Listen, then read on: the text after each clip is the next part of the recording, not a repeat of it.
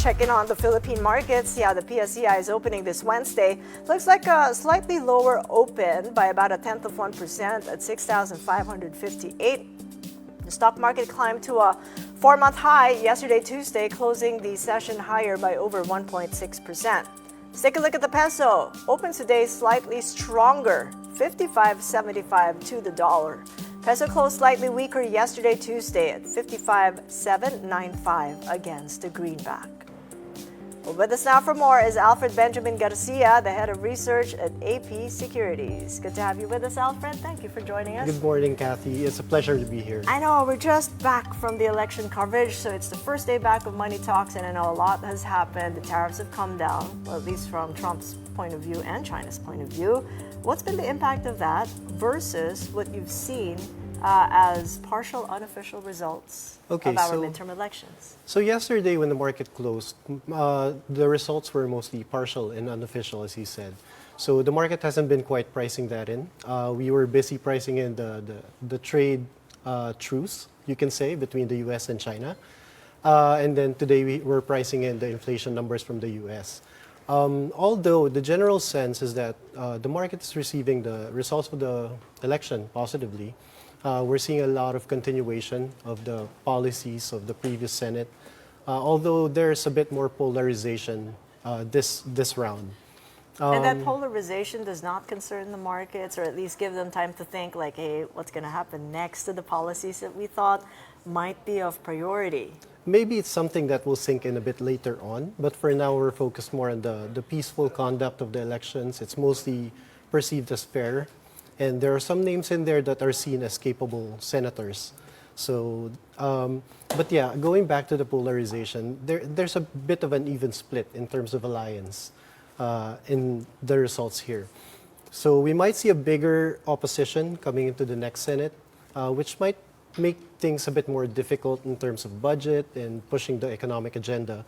Although I guess the majority will still be aligned with the administration, so it shouldn't be too much of a problem. But just the same, consumer spend is one of the big wins in this whole electoral process. Prior to that, we've seen a big bump in consumer-listed stocks. How is that coming along as a sort of a driver going forward post-elections? Okay, so consumer spending as measured by household final consumption expenditure during the GDP report, it came in at around 5.8, if I'm not mistaken. So that's still below trend. Sorry, 5.3. It's still below trend. That's what I thought. I thought I missed something there. It's still below trend. The 5-year trend before the pandemic was 6.2%. Although it's a bit of a pickup already from Q4, so we're seeing a quarter-on-quarter increase in consumer spending. And it also reflects in the reports of the consumer companies that have already reported their earnings. In revenues, we're seeing a pickup in revenues, and this is volume-driven as opposed to the previous year, which was price-driven. So their revenues went up because their prices went up. But this time, we're seeing more volume. So we're seeing consumers spend more. This could be bumped by the elections, as you said. But generally moving forward, we're starting to see a bit more confidence from the consumers. We're still in the negative in terms of consumer expectations, but we're seeing an improvement there. Yeah, if you say that we're seeing that confidence come through, then I would have expected that low PE ratios would probably bring the money where it should, but it's not coming through. Why do you think that is? There's that dissonance, you know, PE ratios are saying that we're pretty cheap, but they're not buying that.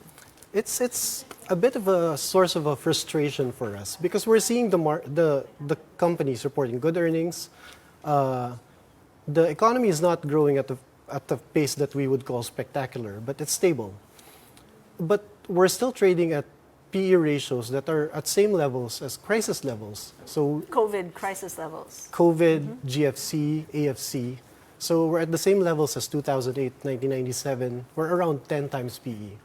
So it's a bit odd that the market is not pricing that in. And it's something that we think really underpins our bullishness on the market despite the headwinds. How bullish? I mean, at the end of the year, where do you see the PSEI? I'm a bit ashamed to say because our forecast is a bit optimistic. All right. Well, what is it? We're still at 7.5. Although I we're haven't looking to trim heard that down. for a long time. I know it's been 7.5. it's been a while since we've seen But that's that fine. levels. But justify that for us, though. What's going to bring it to 7.5? Okay, so that's we're looking at around 9.8% percent earnings growth, and then for the index to go back to around 13 times PE. So it's justified in a sense if everything materializes as it should.